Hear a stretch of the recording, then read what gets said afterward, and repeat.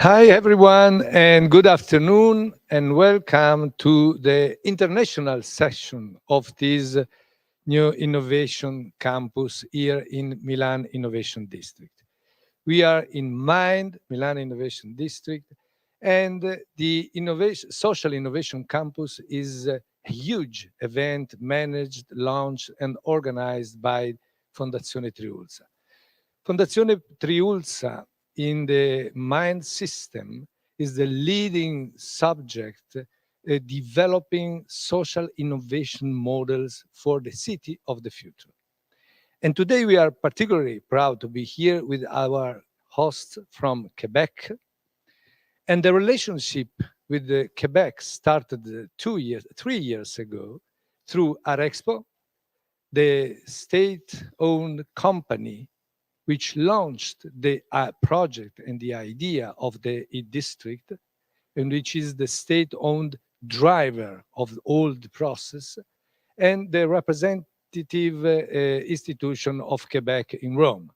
Starting from them and through the relationship with the regional government, we started a very enthusiastic and exciting relation with Quebec.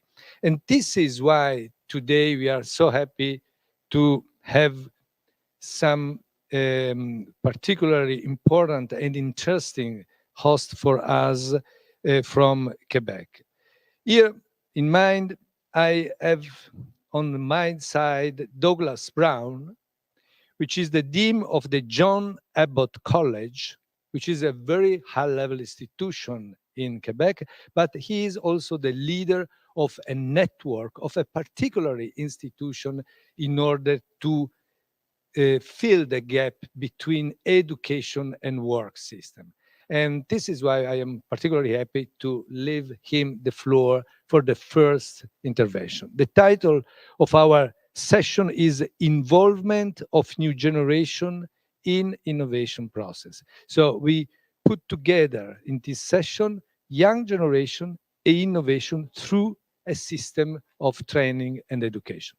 Please, Douglas, the floor is yours. Grazie a tutti per essere con noi oggi. Vorrei ringraziare la Fondazione Triulza, Arexpo e tutte le persone che ci hanno accolto in questo evento molto stimolante. Je remercie également la délégation du Québec à Rome pour nous avoir accompagnés à Milan et pour nous avoir introduit à tant de monde merveilleux ici. I will begin with a brief introduction of myself, so you understand my role at John Abbott. I'm the Dean of Pedagogical Development and Innovation. And before that, I was the Dean of Technology Programs, Technical and Professional Programs. And before that, for 27 years, I was a teacher, a professor in our literature department. Appointing me to be the Dean of Technical Programs was, I would say, an innovative move, an innovative administrative move, and one that has forced me to try to seek, build bridges and encourage collaboration between the different parts of our institution.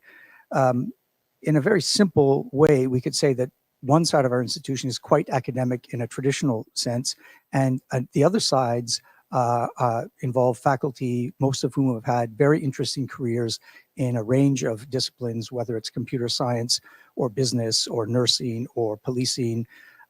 And to bring the two sides together, it has often been a challenge, but I have spent a lot of time doing that. And if we want to talk about measuring innovation, I think one thing we could say that this was a successful administrative innovation because the number of collaborations and exchanges between the different parties at our institution has increased markedly over the last 5 years. Now, this is our college. You can see that's our main building. I wonder if you could go to the next slide. And what I want to indicate here, if you can see this slide behind me, I just want to introduce you to our campus because it has, you can see it's a beautiful campus. It shares some land with McGill University's agricultural faculty, which is why you see a lot of farmland around us. You can see our modern-looking science building to the right of the buildings in the main campus. That's where our biopharma program is, our pharmacy deck, our various science programs, nursing, and so forth.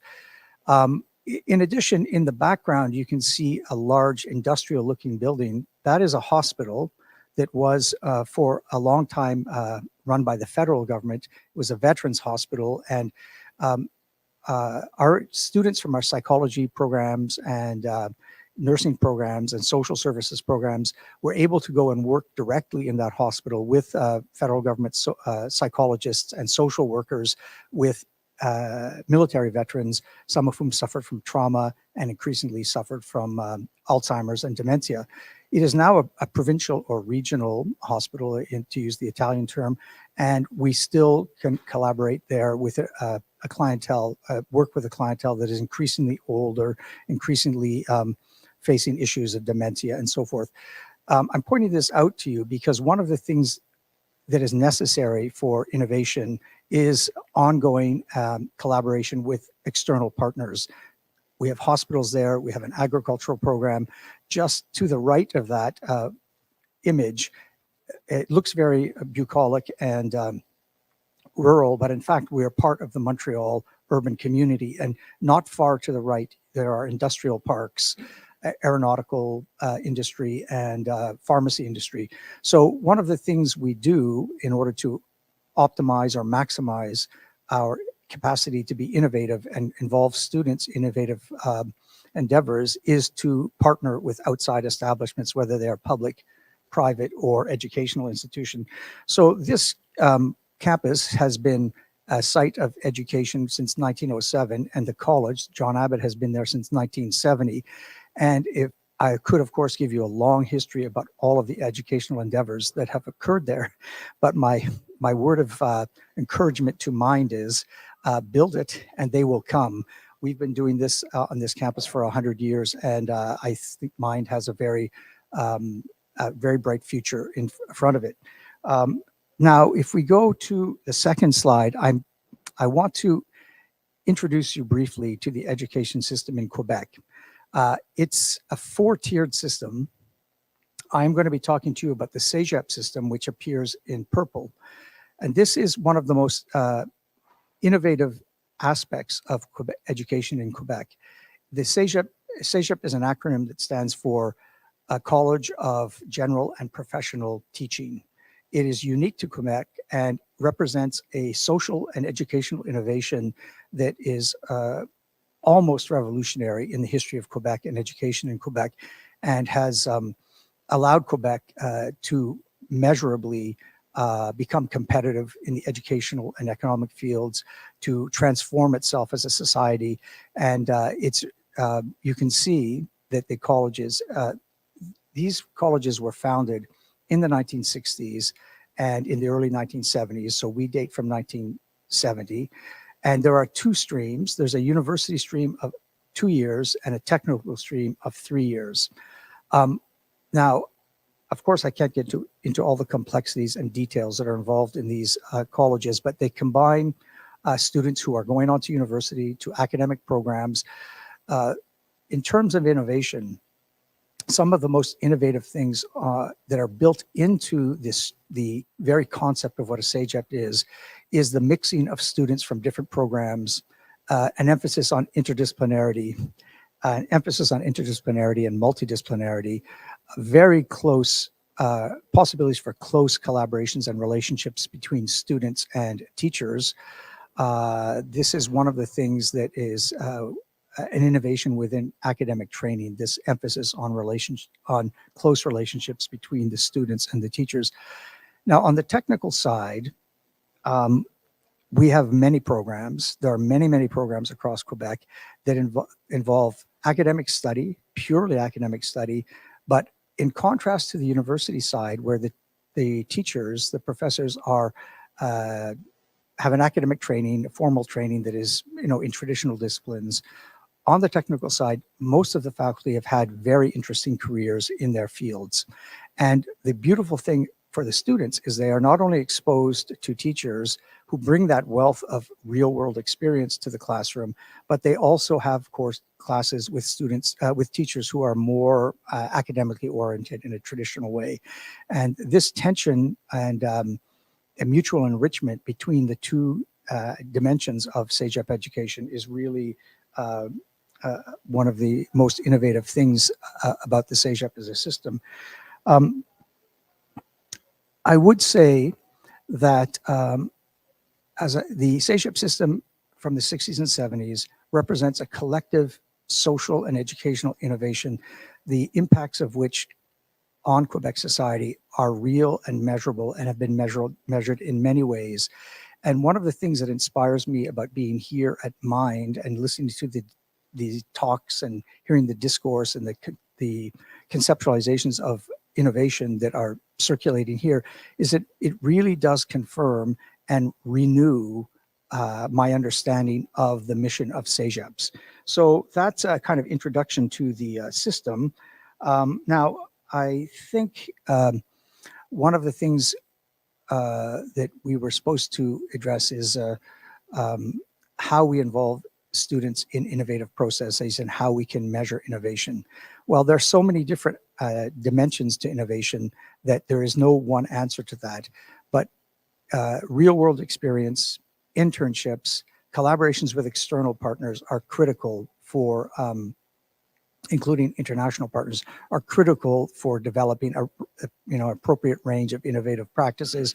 And some innovations that are we become involved in have to do with changes in regulation. For instance, frequently when people are talking about innovation, they are tying it very, very tightly to technology, which is a very real thing. But there are innovations within our programs that proceed from changes in regulation. So for instance, in our dental hygiene program, our hygienists no longer have to work under the supervision of a dentist. So that program is now being changed to incorporate entrepreneurial and business administration dimensions.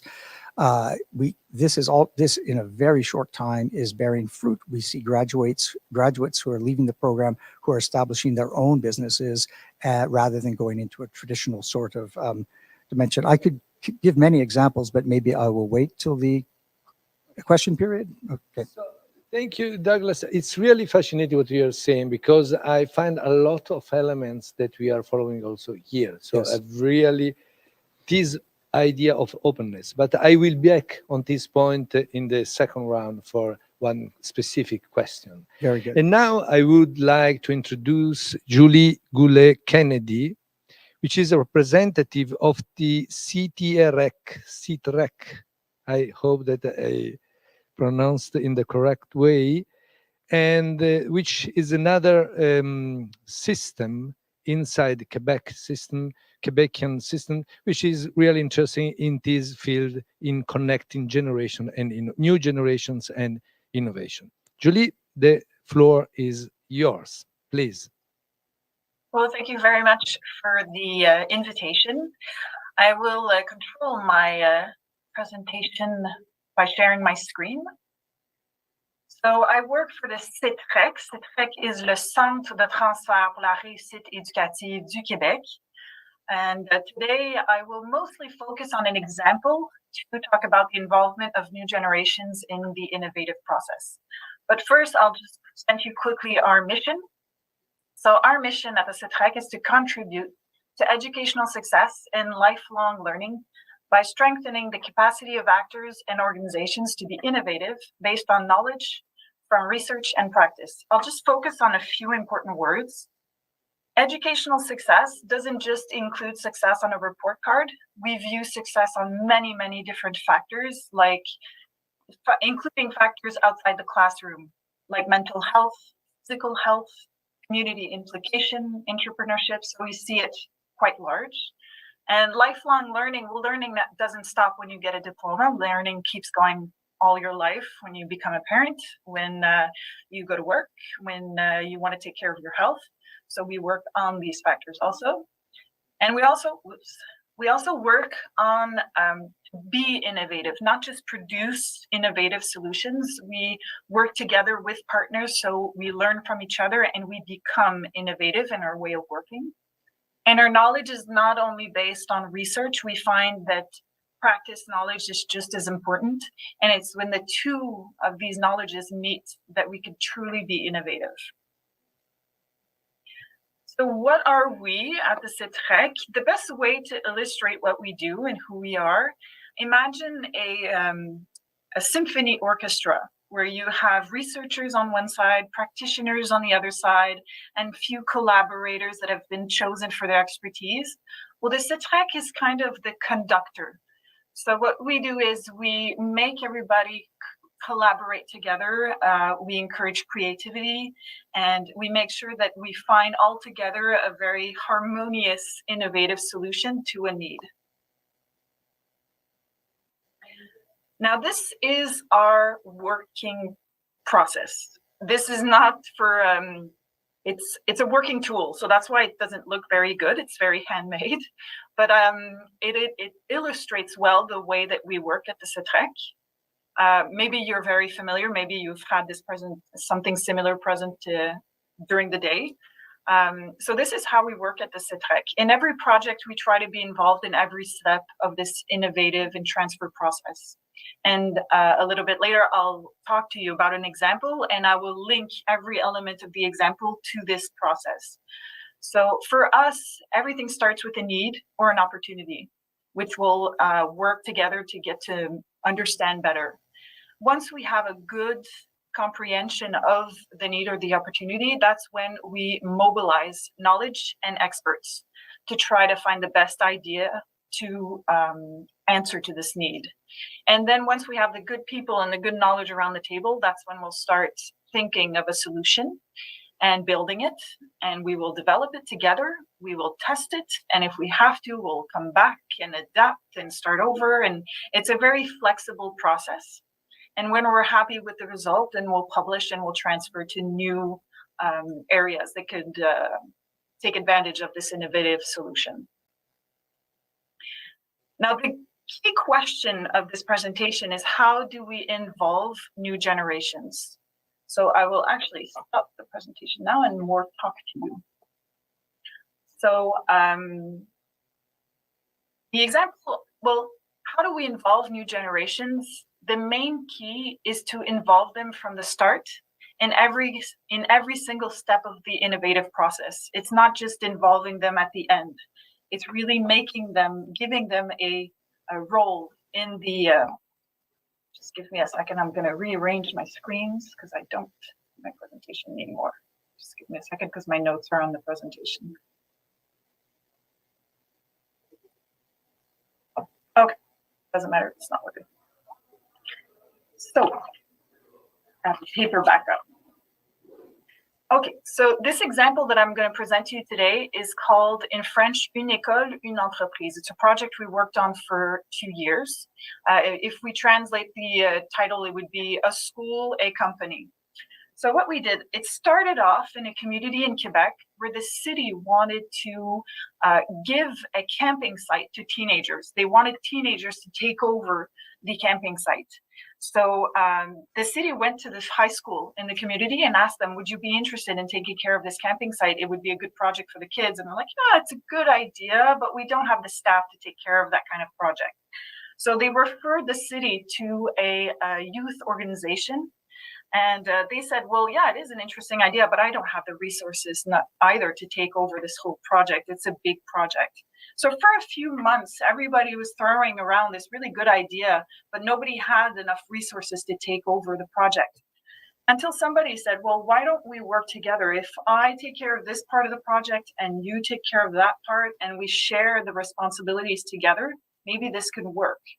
So they consulted the high school students and they were very interested into the project. So that's the first step. It was a good opportunity. We found the opportunity. Next step was mobilization of knowledge and expertise. So we asked around who would be interested in this project. A lot of community members were really interested. They were ready to give time. to give tools, to give resources, donations. The school was ready to offer a space so the students can meet and work on the project. And they were even ready to assign a teacher to the project. The employment organization was ready to hire an educator to coordinate the project and to help them. So a lot of the resources were coming together, and we were ready to think of the idea, how we're going to make this work.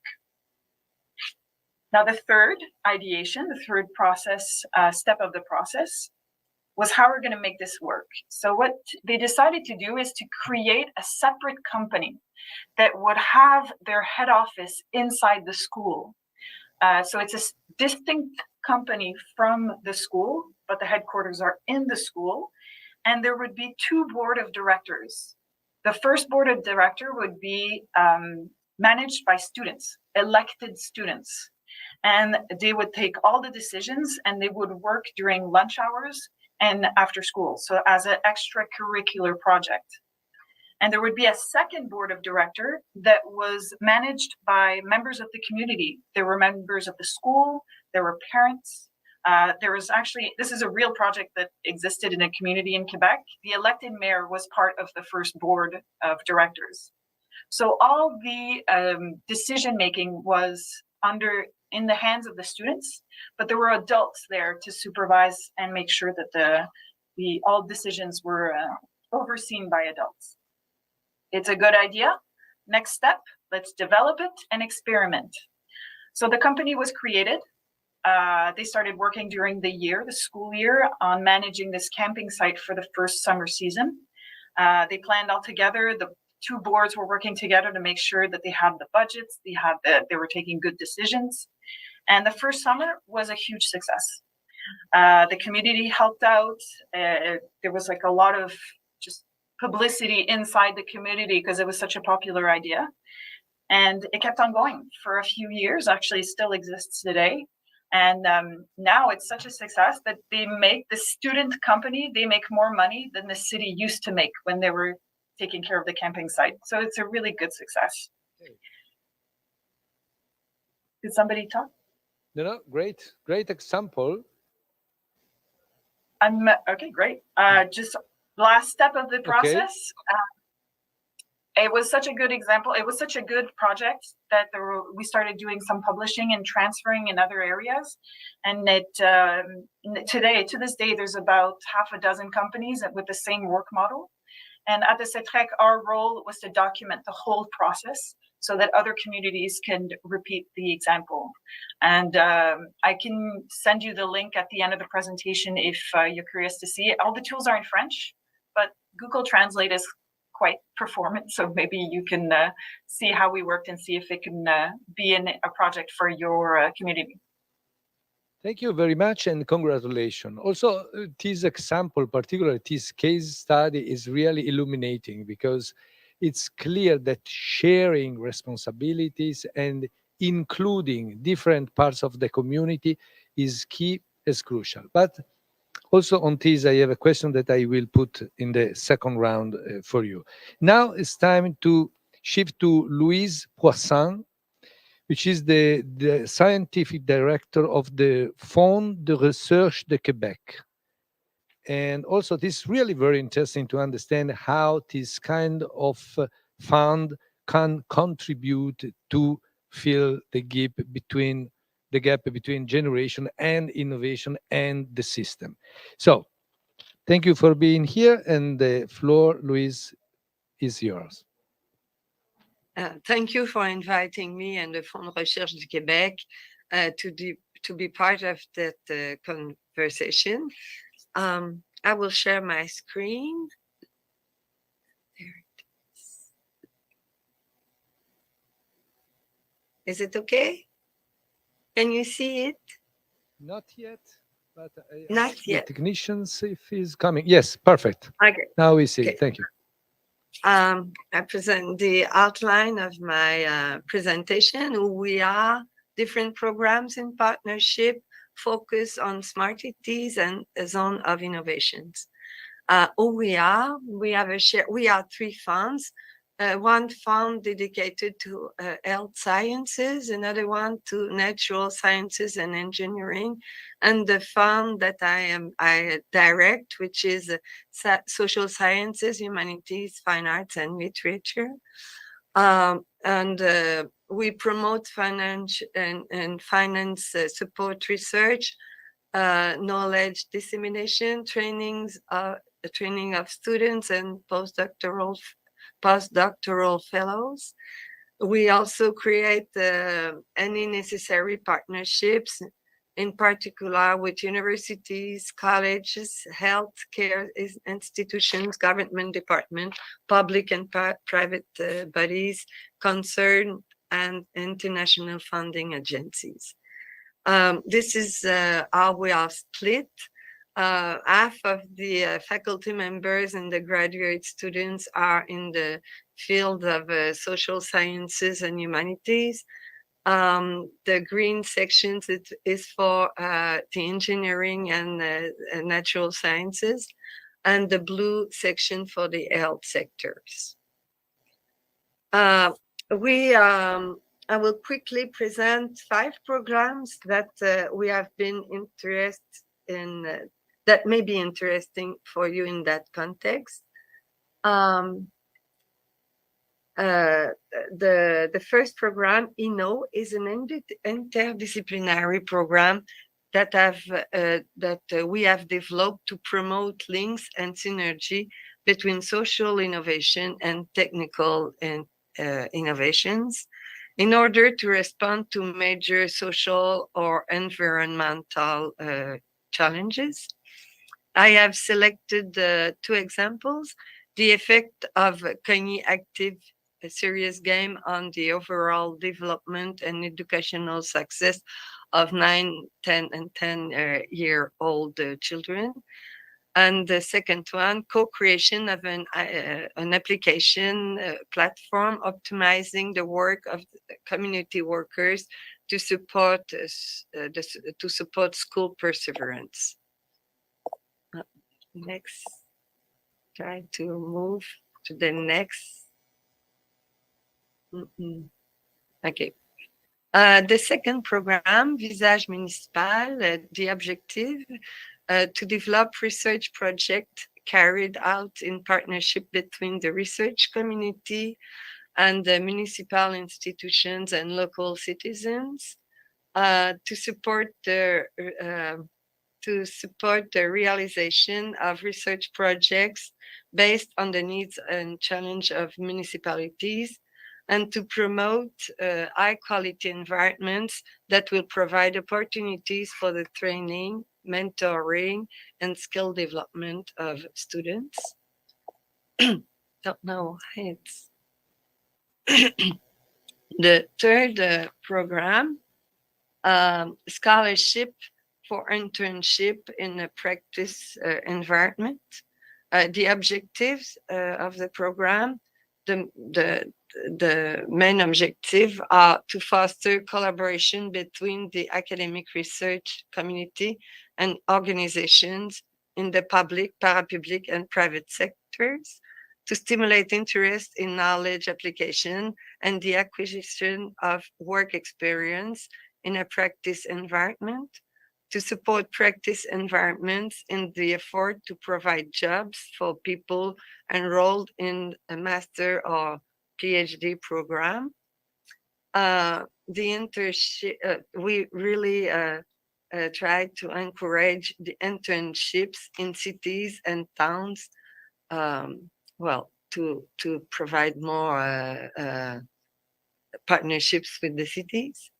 The fourth program it's an extensive research network since the early 2000, who puts together 75 researchers and many collaborations with cities, regions, and countries. The 4 main themes: governance, political actors and processes, temporalities, space and layout, social culture transformations, dynamics and resistance, and economy, technologies, and urban infrastructures.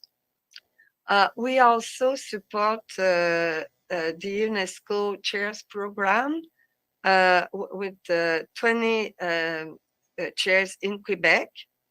I took an example related to the topic today.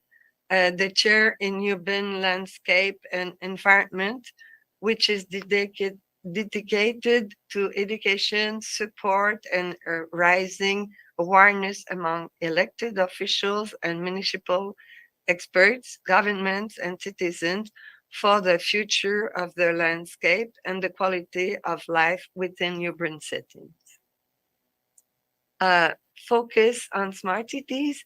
We have developed exchanges and collaborations on smart cities with the Union of Quebec Municipalities, the Canadian Federal of Municipalities, several departments, and the City of Montreal. Many domains are concerned: connected city, urban agriculture, urban forest, design and innovation, augmented reality, and so on. I will quickly present a few examples developed in Montreal. Well, of course, smart cities depends on connectivity, offering free public Wi-Fi, communauto, share bags, info on snowing, and so on, as you can see. We have also contribute to the development of different projects on urban agriculture, on rooftops, in gardens, near the walls, and so on. Augmented reality also, various applications made it possible to historically document places, squares, and buildings. And young artists are very young or not that much young artists are very much involved in that project. I will say a few words about the Zone of Innovation. This is a new program set up by the government to promote the development of regions and urban areas with an vocation combining knowledge and entrepreneurship, industry, and innovation and know-how. Montreal is the first city in the Americas for the students with 10 universities, 11 now, universities, many colleges, over 300,000 students studying in Montreal, many of them coming from Montreal, but many of them coming from abroad or from the other regions of Quebec. And there's a lot of, a lot of money for us involved in the research in the universities. My last slide, in the innovation zone, living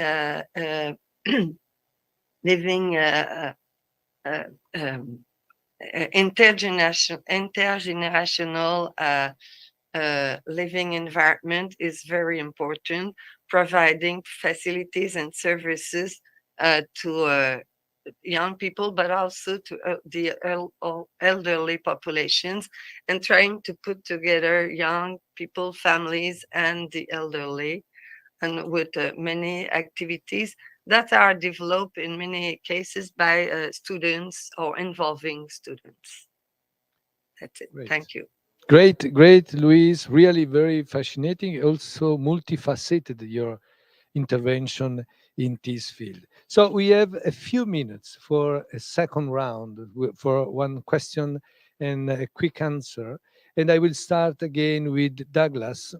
What struck me in your presentation is the key role of the external partners. So you mentioned several times that the connection with the external world is crucial in promoting innovation. Can you give me some example? Well, in our technical programs, we have various internships, stages of different lengths and intensities.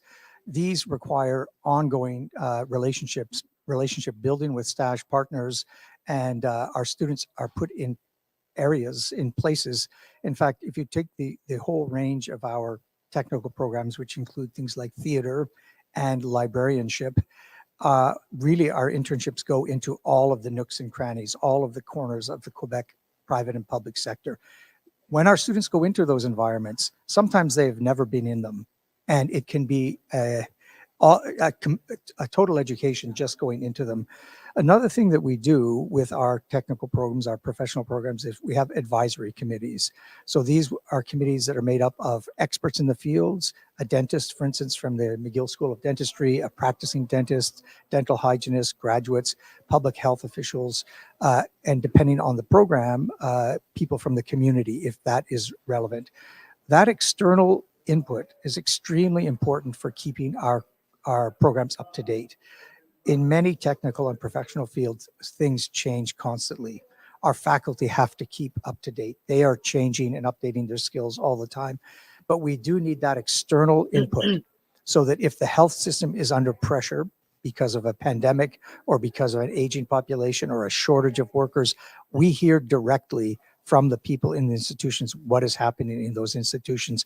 And that allows our programs to respond accordingly and to integrate new technologies, new techniques, new regulations on an ongoing basis. So this is really one of the important things.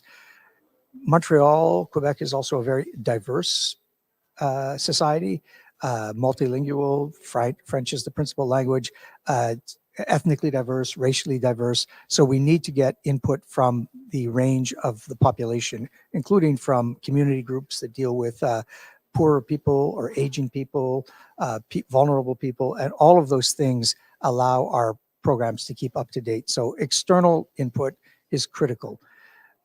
On the academic side, external input is also critical, but that comes mostly in the form of input from university programs so that they can help us define our objectives and their expectations of us.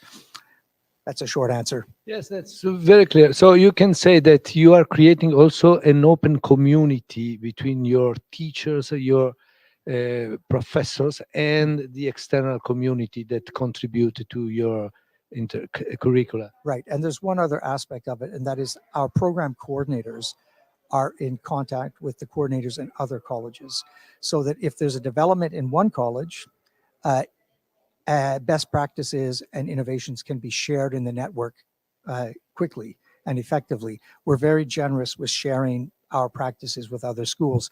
So at the academic level, we have to have this back and forth. I'll throw one other thing in there. Contact with the bureaucrats from the ministry, also very important to keep our programs updated and relevant and consistent. So external relations, absolutely essential.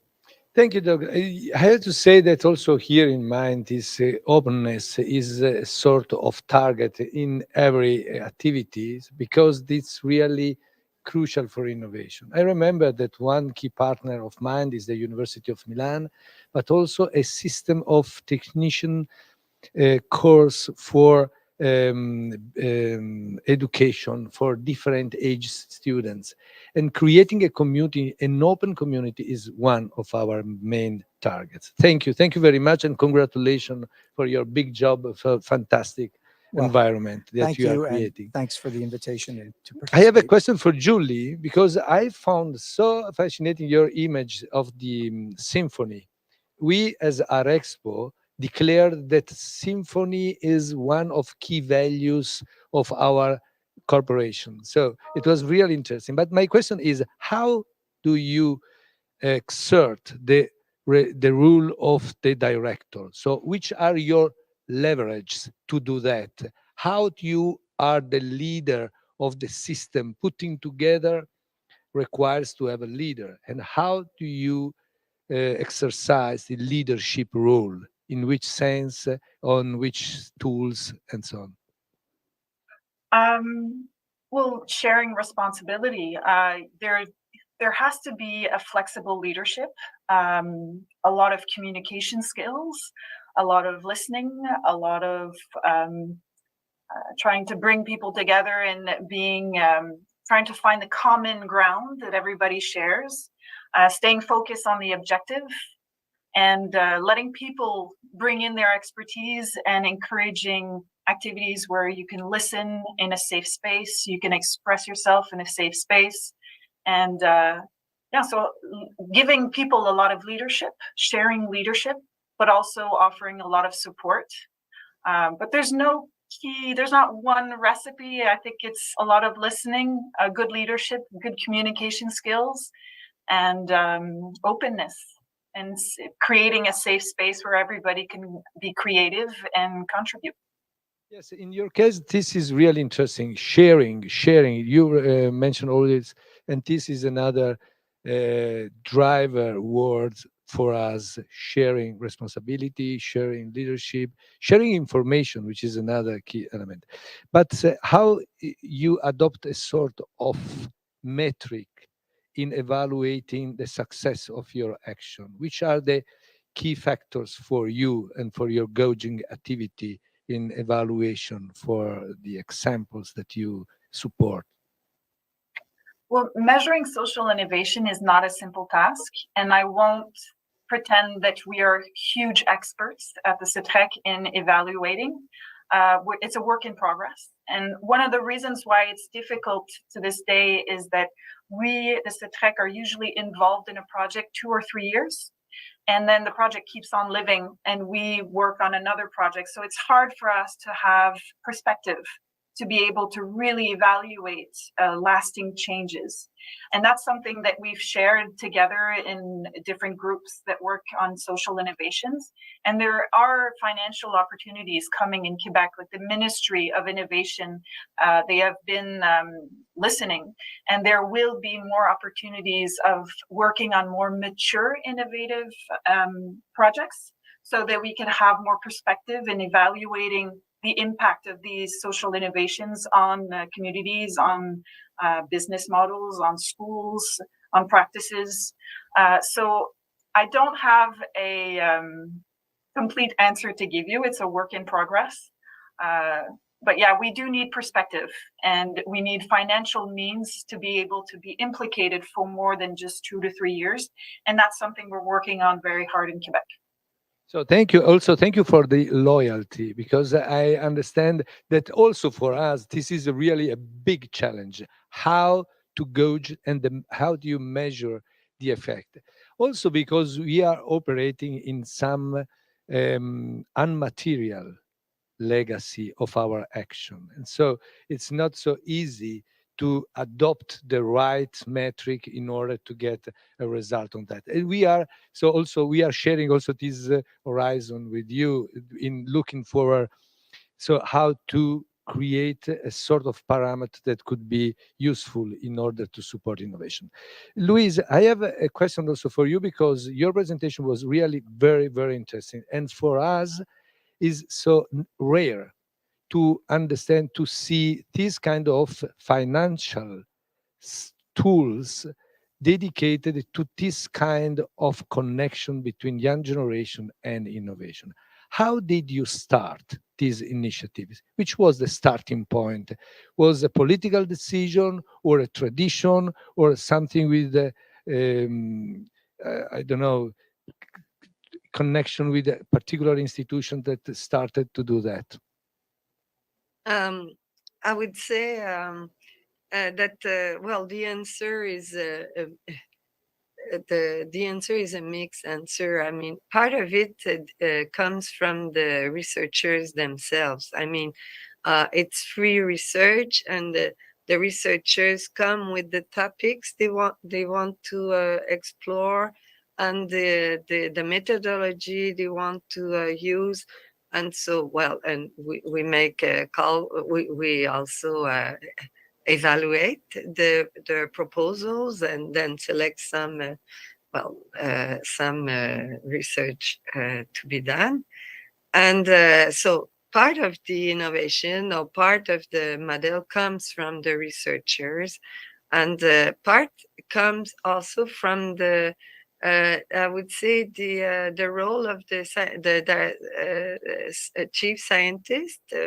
We are 3 funds, but there is a chief scientist over us, And he has some, I think, good intuitions, but also we work with other international agencies, see what they do and how they process and so on to make sure that, well, that we try to have the best approach. Uh-huh.